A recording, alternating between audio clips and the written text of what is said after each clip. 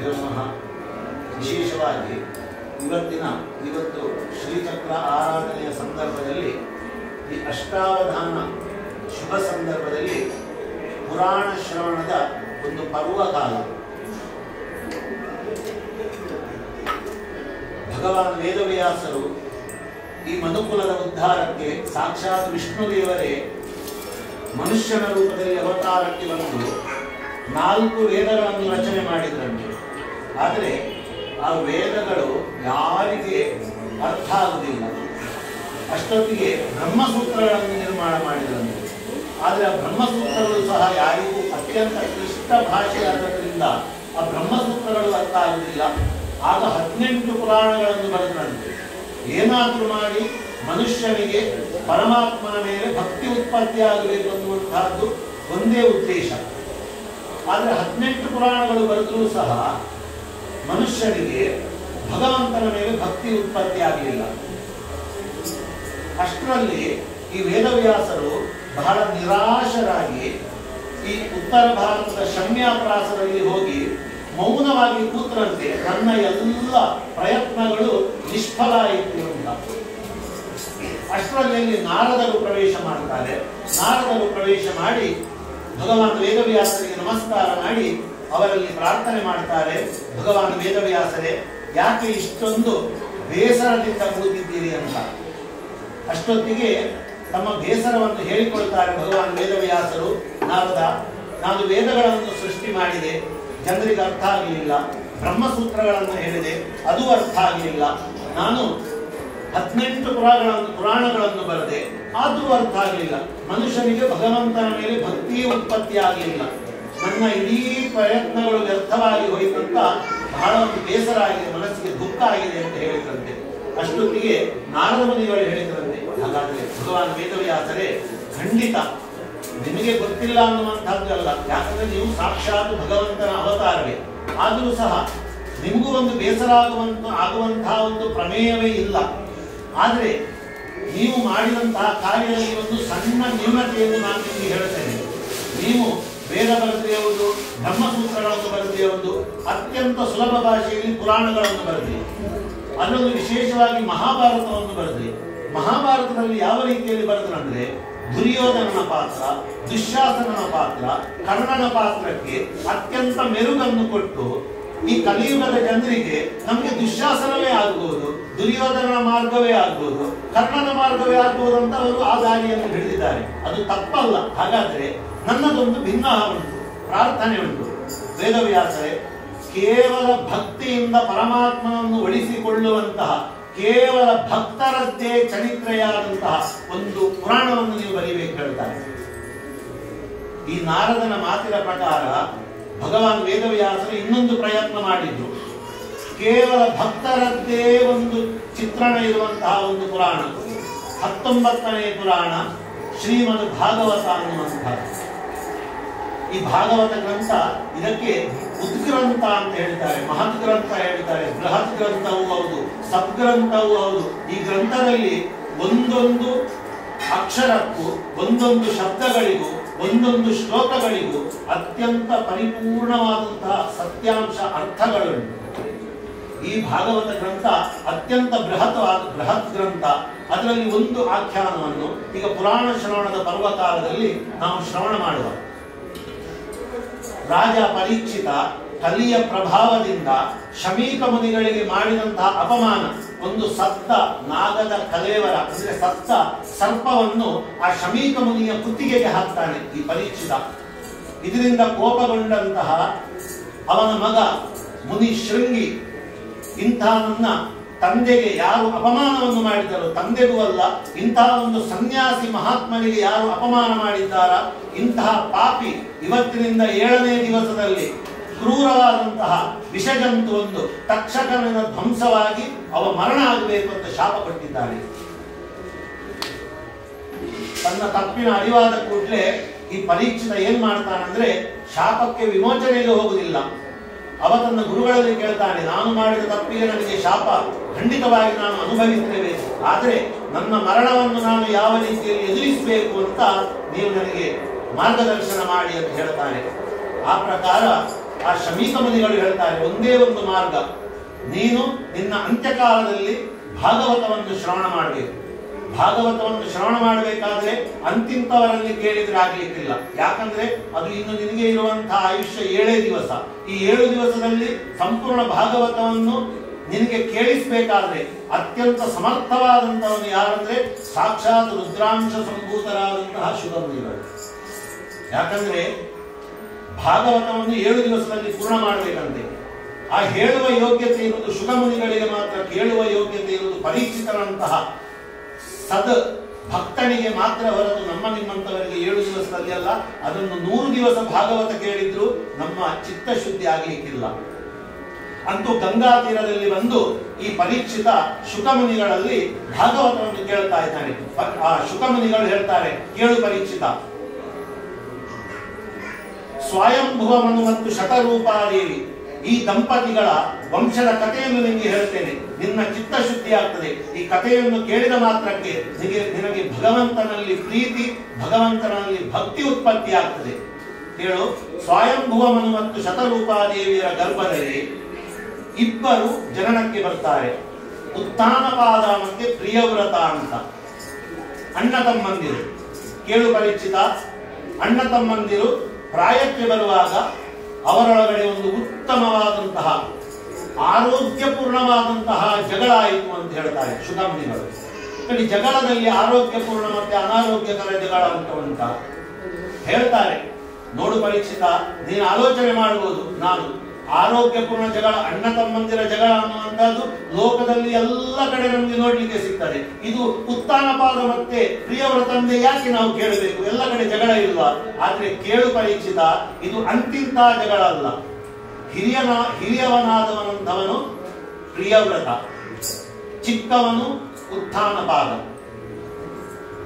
ಈ ಪ್ರಿಯವ್ರತ ಏನ್ ಹೇಳ್ತಾನಂದ್ರೆ, ನೋಡು ತಮ್ಮ, ನನಗೆ ಈ ರಾಜ್ಯದಲ್ಲಿ ಆಶೆ ಇಲ್ಲ, ಈ ಯಾವುದೇ ಒಂದು ಲೌಕಿಕದಲ್ಲಿ ಆಸಕ್ತಿ ಇಲ್ಲ, ನನಗೆ ಮೋಕ್ಷ ಸಾಧನೆ ಮಾಡಲಿಕ್ಕೆ ಉಂಟು, ಹಾಗಾಗಿ ನನಗೆ ರಾಜ್ಯ ಬೇಡ ಅಂತ ಇವನ ವಾದ. ಅಷ್ಟೊತ್ತಿಗೆ ಉತ್ಥಾನಪಾದ ಏನು ಹೇಳುದಂದ್ರೆ, ಅದು ಆಗುದಿಲ್ಲ, ನೀನು ಹಿರಿಯವ, ಆದ್ದರಿಂದ ಈ ರಾಜ್ಯವನ್ನು ಸ್ವೀಕಾರ ಮಾಡಲೇಬೇಕಂತ. ನಮ್ಮಲ್ಲಿ ನೋಡಿ ಯಾವ ರೀತಿಯ ಜಗಳ ಇವತ್ತು ಆಗ್ತಾ ಉಂಟಂದ್ರೆ, ನಂಗೆ ರಾಜ್ಯ ಬೇಕು ಅಂತ ಜಗಳ ಆಗ್ತಾ ಉಂಟು. ಇಲ್ಲಿ ನೋಡಿ ಉತ್ಥಾನಪಾದ ಮತ್ತೆ ಪ್ರಿಯವ್ರತರ ಮಧ್ಯದಲ್ಲಿ ನಂಗೆ ಬೇಡ ಅಂತ ಜಗಳ ಆಗ್ತಾ ಉಂಟು. ಅಂತೂ ಇಂದು ಉತ್ಥಾನಪಾದ ಹೇಳ್ತಾನೆ, ಇಲ್ಲ ಅಣ್ಣ, ಸಾಧ್ಯವೇ ಇಲ್ಲ, ಇದಕ್ಕೆ ಅಧಿಕಾರಿ ನೀನು ಈ ರಾಜ್ಯ ಭಾರವನ್ನು ಮಾಡಲೇಬೇಕು ಭಾರತದ್ದು ಅಂತ. ಅಷ್ಟೊತ್ತಿಗೆ ಈ ಪ್ರಿಯವ್ರತ ಹೇಳ್ತಾನೆ, ಎಷ್ಟು ಹೇಳಿದ್ರು ಉತ್ಥಾನಪಾದ ಕೇಳಲಿಲ್ಲ, ಪ್ರಿಯವ್ರತನ್ನು ಕೇಳಲಿಲ್ಲ. ಕಡೆಗೆ ಈ ಪ್ರಿಯವ್ರತ ಹೇಳ್ತಾನೆ, ಆಯ್ತು ನೋಡು ತಮ್ಮ, ನಾನು ಈ ರಾಜ್ಯವನ್ನು ಸ್ವೀಕಾರ ಮಾಡಿದ್ದೇನೆ, ನಾನು ಈ ರಾಜ್ಯಕ್ಕೆ ರಾಜ, ಆಯ್ತಲ್ಲ, ಒಪ್ಪಿಯಲ್ಲ ನೀನು? ಖಂಡಿತ ಅಣ್ಣ, ನಾನು ಒಪ್ಪಿದ್ದೇನೆ, ನೀನೇ ರಾಜ. ಹಾಗಾದ್ರೆ ಈಗ ಒಂದು ರಾಜಾಜ್ಞೆ ಉಂಟು, ಎಂತದ್ದು? ಈ ರಾಜ್ಯವನ್ನು ನೀನು ಸ್ವೀಕಾರ ಮಾಡಬೇಕು. ನೋಡಿ, ಈ ಮಾತಿಗೆ ಮುಂದುವರಿಲಿಕ್ಕಿಲ್ಲ. ಅಷ್ಟೊತ್ತಿಗೆ ಉತ್ಥಾನಪಾದ ಪ್ರಿಯವ್ರತನ ಕಾಲಿಗೆ ಬೀಳ್ತಾನೆ, ಅಣ್ಣ, ಇದು ರಾಜಾಜ್ಞೆ ಹೌದಂತಾದ್ರೆ ಇದನ್ನು ಪ್ರಸಾದ ರೂಪದಲ್ಲಿ ಈ ದೇಶವನ್ನು ನಾನು ಸ್ವೀಕಾರ ಮಾಡ್ತೇನೆ, ಈ ದೇಶದ ಆಳ್ವಿಕೆಯನ್ನು ಮಾಡ್ತೇನೆ ಅಂತ ಈ ಉತ್ಥಾನಪಾದ ಈ ದೇಶದ ಆಳ್ವಿಕೆಯನ್ನು ಸ್ವೀಕಾರ ಮಾಡ್ತಾನೆ. ಪ್ರಿಯವ್ರತ ಎದ್ದು ಕಾಡಿಗೆ ಹೋಗ್ತಾನೆ ಮೋಕ್ಷ ಸಾಧನೆಗಾಗಿ. ಅಂತೂ ಈ ಉತ್ಥಾನಪಾದ ರಾಜನಾಗಿದ್ದಾನೆ. ಯೋಗ್ಯ ಕಾಲದಲ್ಲಿ ಅವನಿಗೆ ವಿವಾಹವಾಗಿದೆ ಸುನೀತಿಯ ಒಟ್ಟಿಗೆ. ಸುನೀತಿ ಮತ್ತೆ ಉತ್ಥಾನಪಾದನಿಗೆ ವಿವಾಹ ಆಗಿದೆ. ಸ್ವಲ್ಪ ಸಮಯದ ನಂತರ ಈ ಉತ್ಥಾನಪಾದನೆ ಒಂದು ಹೆಣ್ಣನ್ನು ಬಯಸಿ ಮೋಹಿಸಿ ಮದುವೆ ಆಗ್ತಾನೆ. ಅವಳು ಸುರುಚಿ ಅನ್ನುವಂಥವಳು. ಈಗ ಉತ್ಥಾನಪಾದನ ಜೀವನದಲ್ಲಿ ಒಂದು ಸಣ್ಣ ಒಂದು ಹುಳುಕು ಬಂದಿದೆ. 2 ಪತ್ನಿಯರು, ಸುನೀತಿ, ಸುರುಚಿ. ಸುನೀತಿ ಹೆಸರಿಗೆ ತಕ್ಕ ಅನ್ವರ್ಥ ನಾಮಸ್ಥಳು, ಇವಳು ನೀತಿವಂತಳು. ಸುರುಚಿ ಅಂದ್ರೆ ಇವಳಿಗೆ ನೀತಿ ಬೇಡ, ರುಚಿ ಮಾತ್ರ ಬೇಕು, ನೀತಿ ಬೇಕಂತಿಲ್ಲ.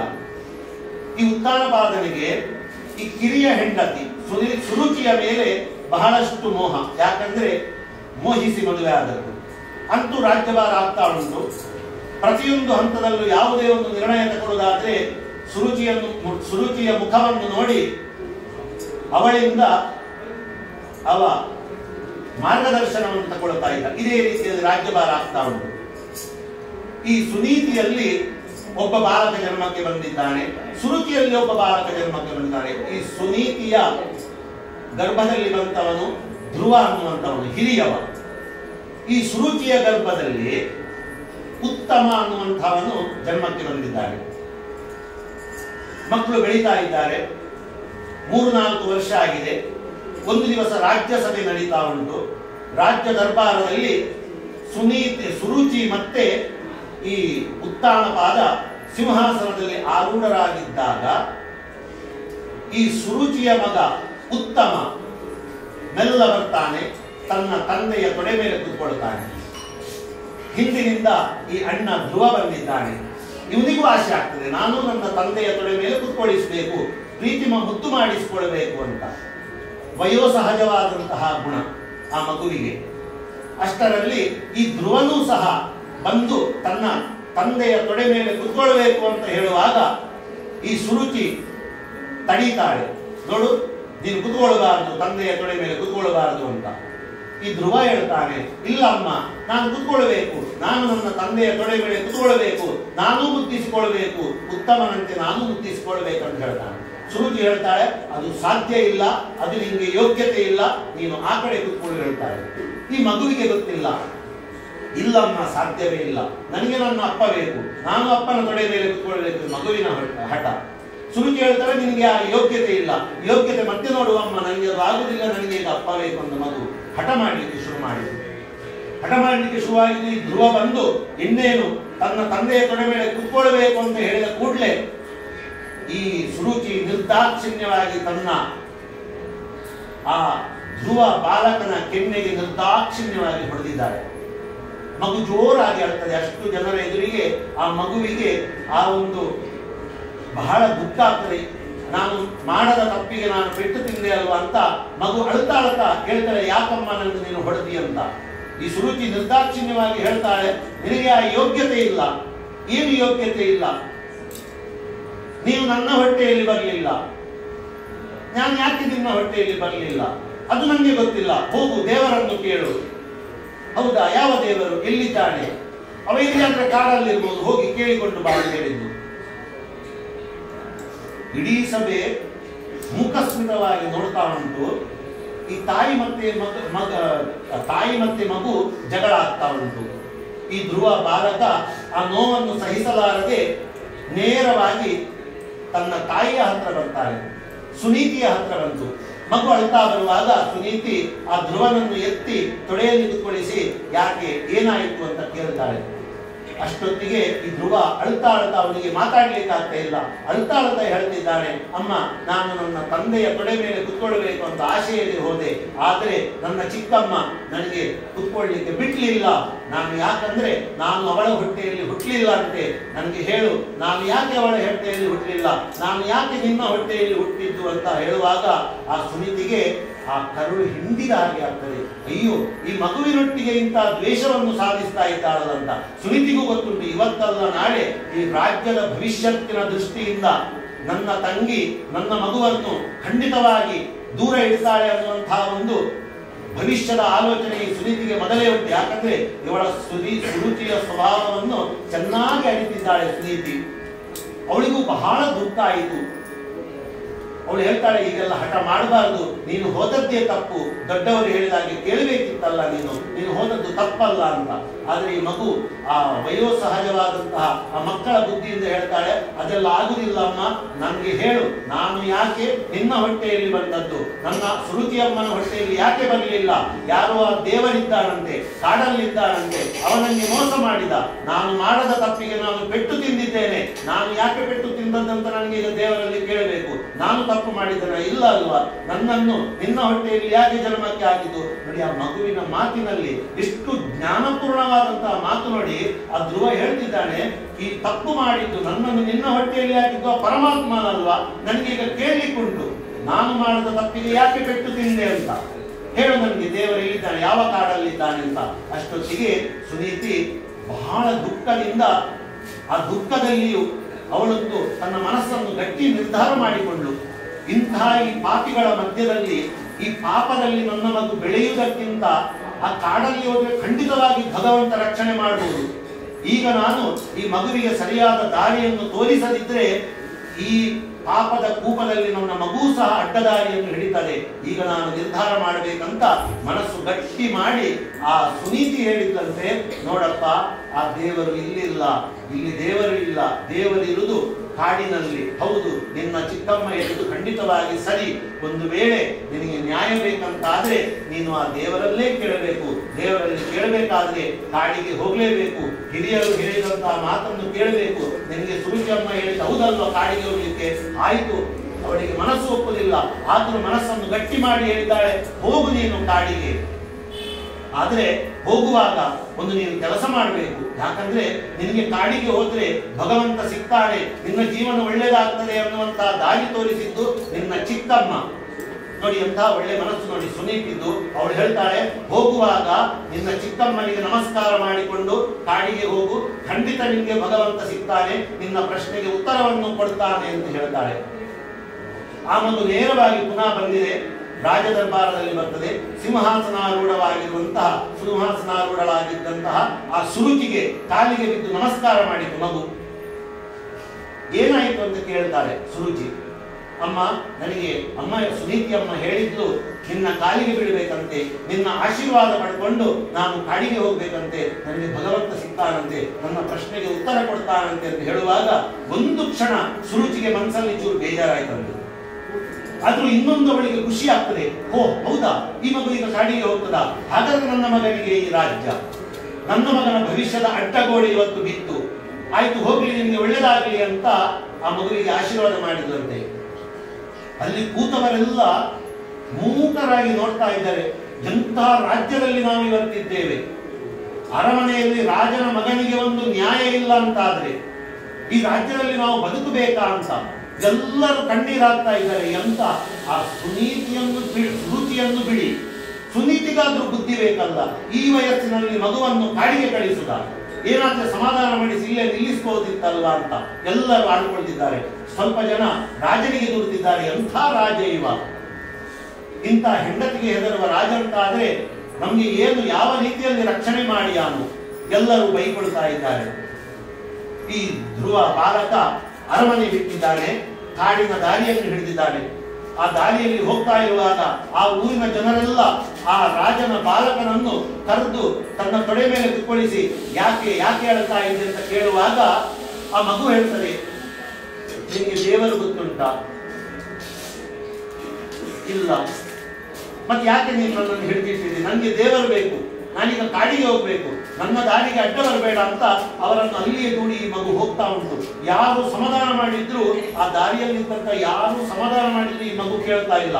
ಒಂದೇ ಒಂದು ದೃಢ ನಿಶ್ಚಯ, ನನಗೆ ದೇವರು ಬೇಕು, ದೇವರಲ್ಲಿ ನಾನು ಪ್ರಶ್ನೆ ಕೇಳಬೇಕು ಅಂತ. ಕಾಡಿನ ದಾರಿಯನ್ನು ಹಿಡಿದಿದೆ.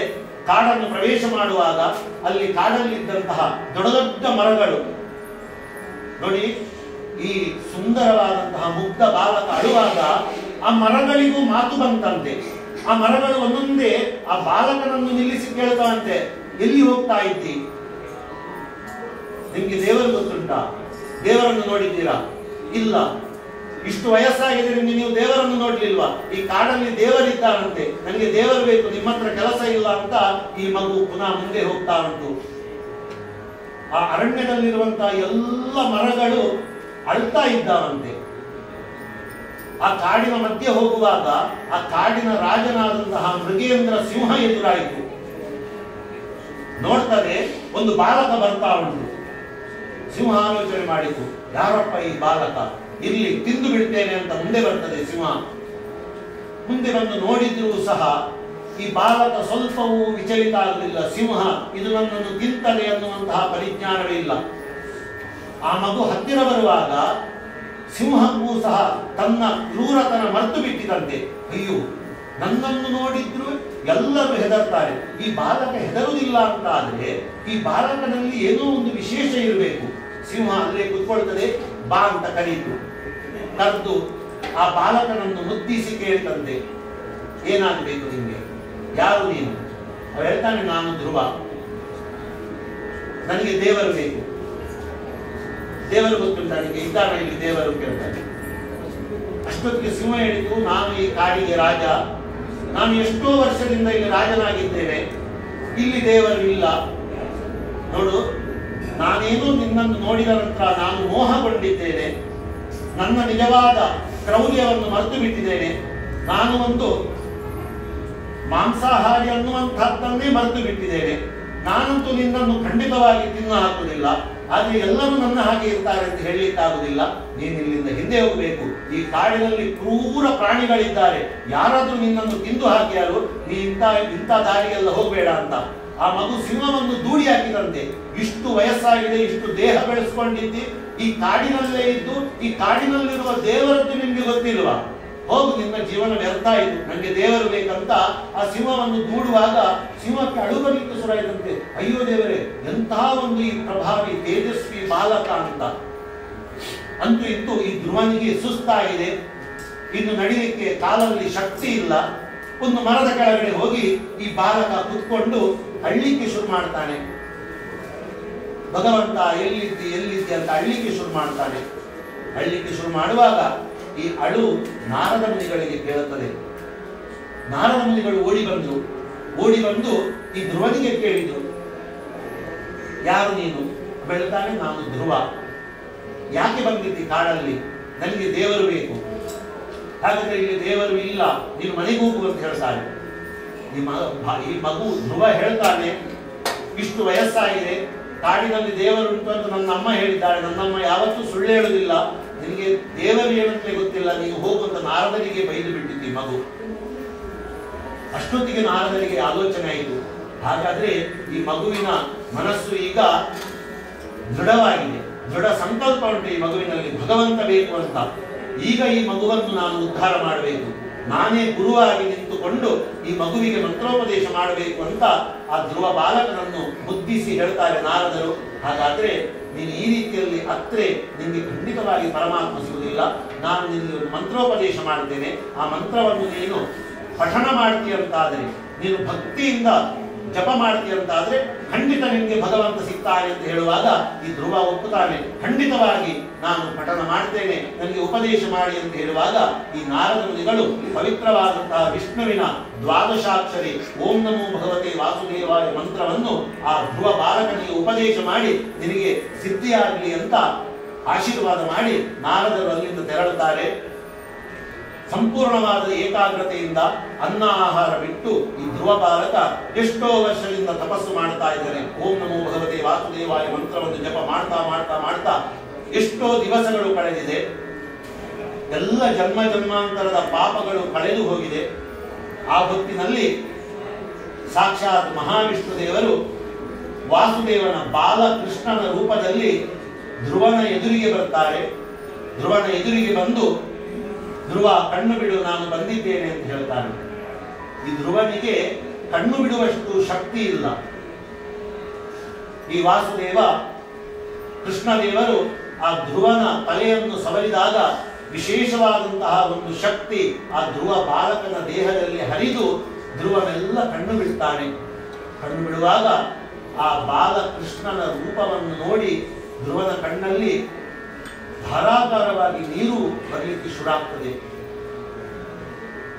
ಅಷ್ಟೊತ್ತಿಗೆ ಈ ವಾಸುದೇವ ಕೃಷ್ಣದೇವರು ಕೇಳಿದರಂತೆ, ಹಾಗಾದ್ರೆ ನೀನು ನನ್ನಲ್ಲಿ ಏನೋ ಒಂದು ಪ್ರಶ್ನೆ ಕೇಳಲಿಕ್ಕೆ ಉಂಟು ಅಂತ ನೀನು ಉದ್ದೇಶ ಇಟ್ಟು ಬಂದದ್ದಲ್ಲ, ಹೇಳು ನಿನ್ನ ಏನು ಪ್ರಶ್ನೆ? ನಾನು ಬಂದಿದ್ದೇನೆ, ನೀನೇನೋ ಪ್ರಶ್ನೆ ಕೇಳಲಿಕ್ಕೆ ಉಂಟು ಅಂತ ಹೇಳಿದ್ದಲ್ಲ, ಏನು ಪ್ರಶ್ನೆ ಅಂತ. ಅಷ್ಟೊತ್ತಿಗೆ ಈ ಧ್ರುವ ಧಾರಾಕಾರವಾಗಿ ಕಣ್ಣೀರು ಹಾಕಿ ಆ ಪರಮಾತ್ಮನಲ್ಲಿ ಪ್ರಾರ್ಥನೆ ಮಾಡ್ತಾನೆ. ಯೋ ಅಂತ ಪ್ರವಿಶ್ಯ ಮಮಮಾಚಮಿಮಾಂ ಸುಪ್ತಾಂ. ಭಗವಂತ, ಇವತ್ತು ನಿನ್ನ ಮಂಗಲ ಮೂರ್ತಿಯನ್ನು ನೋಡಿದ ನಂತರ ನನಗೆ ಗೊತ್ತಾಗಿದೆ, ನನ್ನ ಎಲ್ಲ ಪ್ರಶ್ನೆಗಳಿಗೆ ಉತ್ತರ ಸಿಕ್ಕಿದೆ, ನನಗೆ ಇನ್ನು ಏನು ಬೇಡ ಅಂತ. ಅಷ್ಟೊತ್ತಿಗೆ ಈ ಕೃಷ್ಣ ಹೇಳ್ತಾನೆ, ಹಾಗಾದ್ರೆ ಹೇಳು, ನಿನ್ನ ಈ ಒಂದು ಸಾಧನೆಗೆ ನಾನು ತಪಸ್ಸಿಗೆ ಮೆಚ್ಚಿ ಬಂದಿದ್ದೇನೆ, ಏನು ಕೇಳ್ತೀಯಾ ಅದನ್ನು ಕೊಡ್ತೇನೆ ಅಂತ ಹೇಳಿದ. ಅಷ್ಟೊತ್ತಿಗೆ ಧ್ರುವ ಅಳ್ತಾ ಹೇಳ್ತಾನೆ, ಪರಮಾತ್ಮ, ಇನ್ನೊಮ್ಮೆ ಬೇಡುವ ಬುದ್ಧಿಯನ್ನು ನನ್ನ ವಂಶಕ್ಕೆ ಕೊಡಬೇಡ, ನನಗೆ ಯಾವುದರಲ್ಲೂ ಆಸೆ ಇಲ್ಲ. ನಿನ್ನ ಮೂರ್ತಿಯನ್ನು ಯಾವಾಗ ನಾನು ನೋಡಿದ್ದೇನೆಯಾ ನನ್ನ ಬೇಡುವ ಬುದ್ಧಿ ಹೋಗಿದೆ, ನನಗಿನ್ನು ಯಾವುದರಲ್ಲೂ ಆಸೆ ಇಲ್ಲ, ನನಗೆ ನೀನು ಸಿಕ್ಕಿದ್ಯಾ, ನನಗೆ ಸಾಕು ಅಂತ. ಅಷ್ಟೊತ್ತಿಗೆ ಈ ಕೃಷ್ಣ ಹೇಳ್ತಾನೆ, ಹಾಗಾದ್ರೆ ನೀನು ನಿಸ್ವಾರ್ಥ ರೀತಿಯಿಂದ ಮಾಡಿದಂತಹ ಈ ಒಂದು ತಪಸ್ಸಿಗೆ ನಾನು ನಿನಗೆ ಫಲವನ್ನು ಕೊಡ್ತಾ ಇದ್ದೇನೆ. ವಿಶೇಷವಾದಂತಹ ಒಂದು ಸ್ಥಾನ ಧ್ರುವ ಅನ್ನುವಂತಹದ್ದು ನಿಶ್ಚಯ ಅಂತ.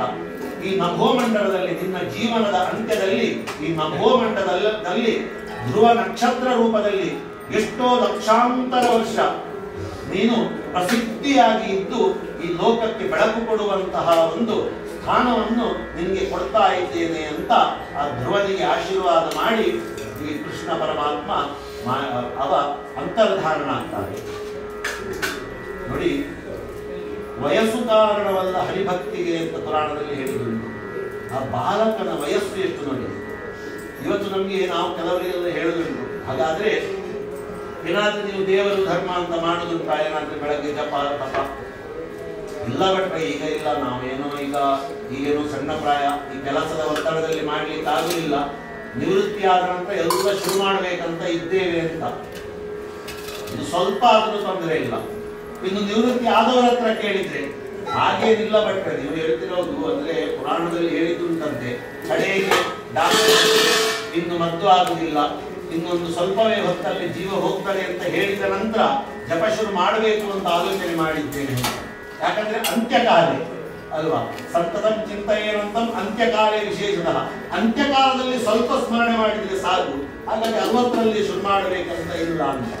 ಈ ರೀತಿಯಲ್ಲಿ ನೋಡಿ, ಈ ಬಾಲಕ ನಿಜವಾದ ಸಣ್ಣ ವಯಸ್ಸಿನಲ್ಲಿ ಅವ ಸಾಧನೆ ಮಾಡಿದ್ರಿಂದ ಇಡೀ ಜೀವನದಲ್ಲಿ ಅವನಿಗೆ ಭಗವಂತನ ಅನುಗ್ರಹ ಪ್ರಾಪ್ತಿಯಾಗಿದೆ. ಈ ಕಥೆಯಲ್ಲಿ ಇರುವಂತಹ ಸಾರಾಂಶ ಏನಂದ್ರೆ ಸುನೀತಿ ಮತ್ತೆ ಸುರುಚಿ. ನೋಡಿ, ಈ ಬಾಲಕ ಧ್ರುವ ವಿಶೇಷವಾದಂತಹ ನಭೋಮಂಡಲದಲ್ಲಿ ಸ್ಥಾನವನ್ನು ಪಡ್ಕೊಂಡಿದ್ದಾನೆ. ಈ ಉತ್ತಮ ಅಂದ್ರೆ ಉತ್ಕೃಷ್ಟವಾದಂತಹ ತಮೋಗುಣ ಸಂಪನ್ನನಾದಂತಹ ಈ ಸುರುಚಿಯ ಮಗ ಅವ ದೇವತೆಗಳ ಮೇಲೆ ಯುದ್ಧಕ್ಕೆ ಹೋಗಿ ಇಂದ್ರಾದಿಗಳ ವಜ್ರಾಯುಧದಿಂದ ಸಂಹಾರವಾಗಿದ್ದಾನೆ. ನೋಡಿ, ಇದು ಮನುಷ್ಯನಿಗೆ 2 ಮಾರ್ಗಗಳು, ಒಂದು ನೀತಿ ಮಾರ್ಗ, ಒಂದು ರುಚಿ ಮಾರ್ಗ.